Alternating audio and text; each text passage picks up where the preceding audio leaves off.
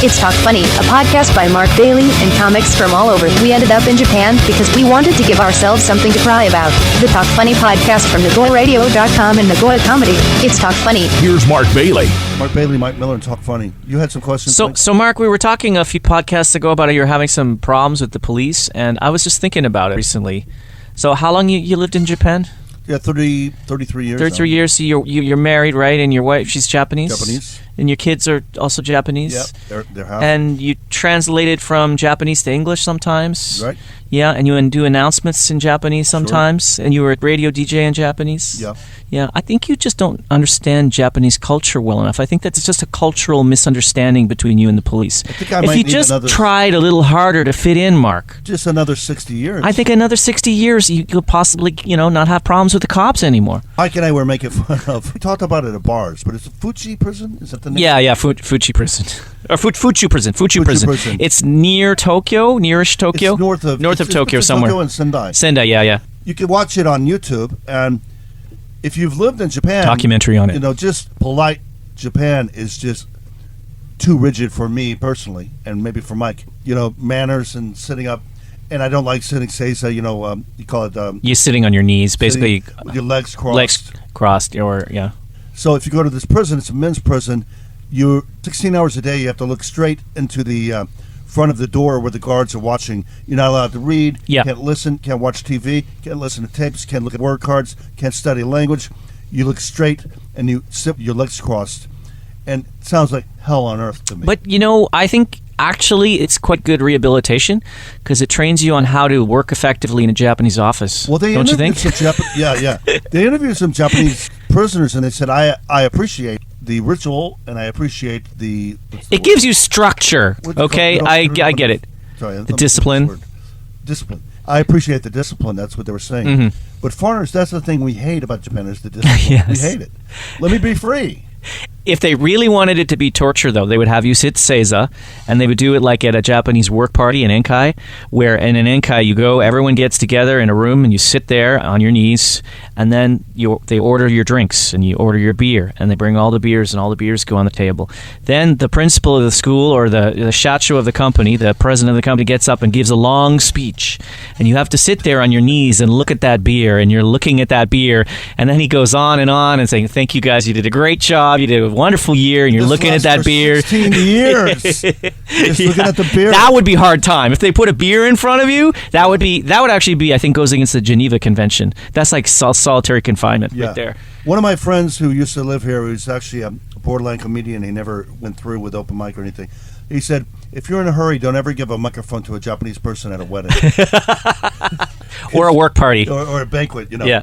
What we were alluding to, what do they call weebos or something? Yeah, weabos. These are like Japan, people who really love Japan a little too much. They know nothing about Japan. That know nothing about Japan except anime. Like they know anime culture and stuff like that. No practical experience. Never been here. Or they've either never been here or they've been here for maybe 1 week in Tokyo or something. 8 hours. Something like that.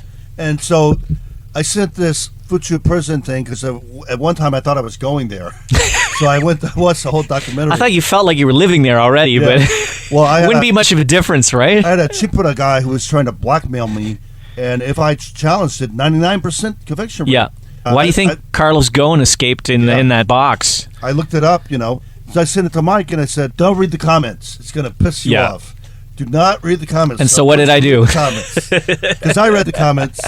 They said, you're going to regret reading these. And all the comments were these people who have never been to Japan going, oh, it's much better than a Turkish prison. Blah, blah, blah. Much better. I wish we had prisons like that in the U.S. I wouldn't mind going there. The food looks delicious. You idiot. You mean you have a full 8 minutes to talk to other prisoners during the day? That's a luxury. Oh, my. You get to look at the guards the whole time. You could, later when you get out, you could, make drawings. No, you can't do anything. You're just looking at them the whole time, and you get beaten. Yes. Well, probably you don't get beaten that hard. You probably get beaten worse by a racist cop in the U.S. Yeah. You don't know what you're talking about. Exactly. And they have wood shop, and you have to do shop, which is supposedly... I'm learning how to make some crap. Yeah. And you can't talk. You cannot talk to the other prisoners. Maybe you shouldn't talk to them if you don't have anything nice to say. That's like a Geneva Convention violation there, almost. Absolutely. Forcing prisoners not to talk for 8 hours straight. forced labor. I mean, you thought like a Russian prison was bad. At least they can yell at each other through the hallway so they can communicate in some way, pass notes and stuff like that. These weebo idiots have never even, they don't know what a U.S. prison is like. But U.S. prison, you don't get much. You get 20 yen an hour, 20 cents an hour. But you pick your job. And you can refuse. You can refuse. Yeah, I believe. That money is yours. Yeah. 20 cents. For 16 years, 20 cents a day, I mean, you have something. Mm-hmm. And you use it to buy soap and... But just don't drop it. That's all. Yeah. But use that to buy discounted goods. They don't cost soap... bad example, but soup. Soup doesn't cost $3 in prison. It costs 80 cents. It depends on. I think it depends on the state a lot too. Yeah. I think probably New York. Are there some of those states would be California be a bit better maybe? You work 3 hours. You made 4 hours. You made 80 cents. Yeah. And you can buy some soup. And in some states you can say no. I think in others you have to, which is kind of like modern day slavery. But still, at least you can talk to your fellow prisoners. You know. And I don't know if you've ever tried. You idiot weibos.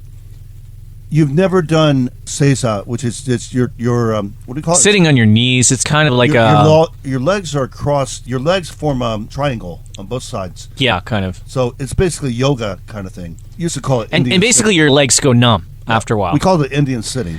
Yeah. When I was young, I couldn't do it for an hour. Mm-hmm. And you're doing this for 16 hours. Yeah. Think about your crime. Yeah.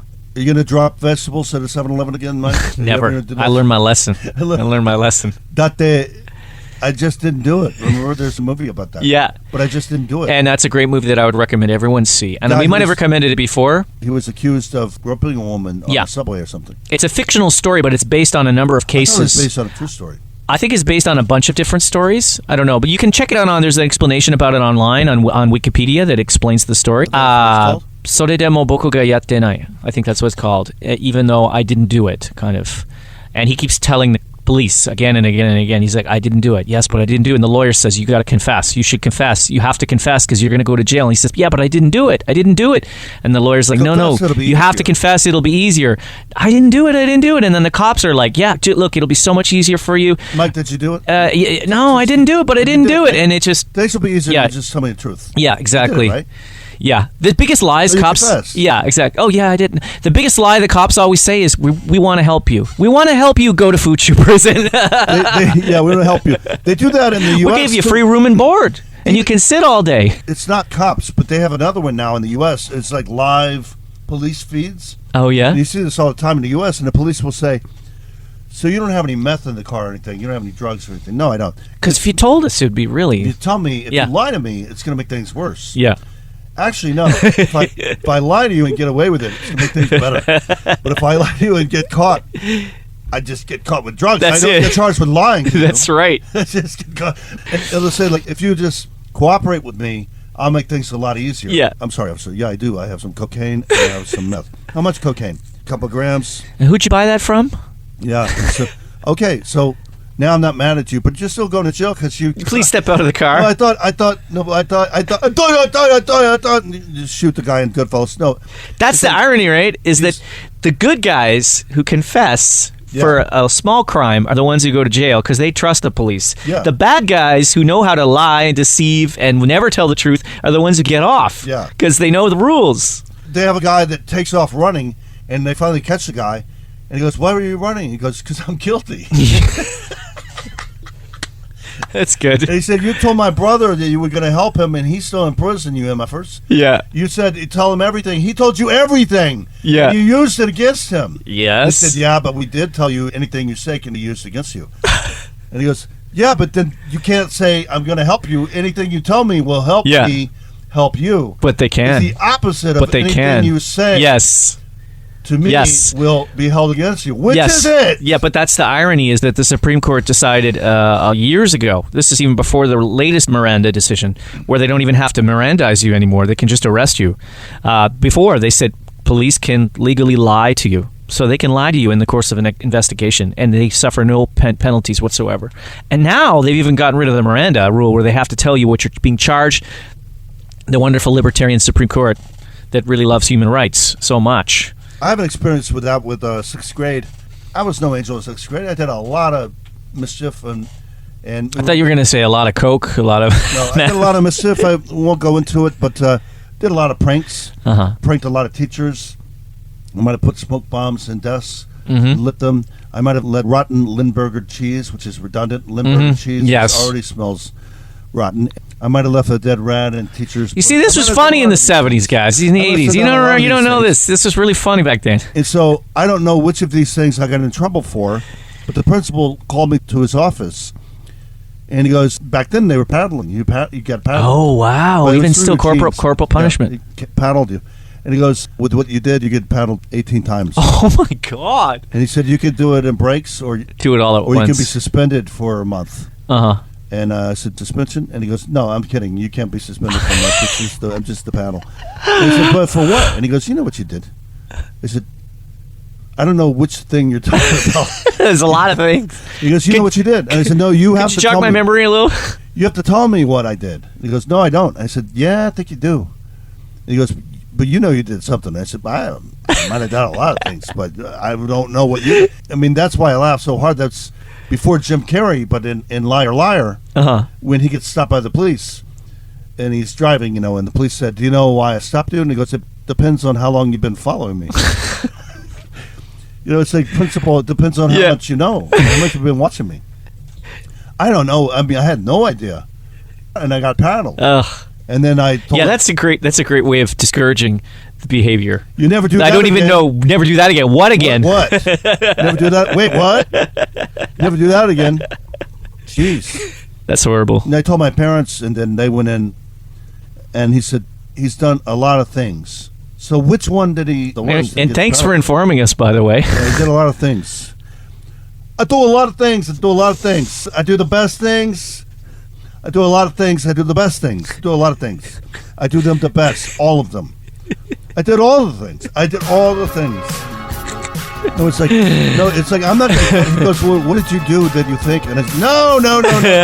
You tell me what you know that I did. Show me the You evidence. didn't do it? I said, I probably did everything, but I don't know which one you're talking about. Okay, smart mouth. You think you're funny? Yeah. I kind of do. You think I'm being funny? I'm not intentionally. But I'm definitely going to be using this on a podcast in 30 years. Yeah, and on a podcast and with my therapist in 30 years. Yeah. Mark Bailey, Mike Miller, and Talk Funny.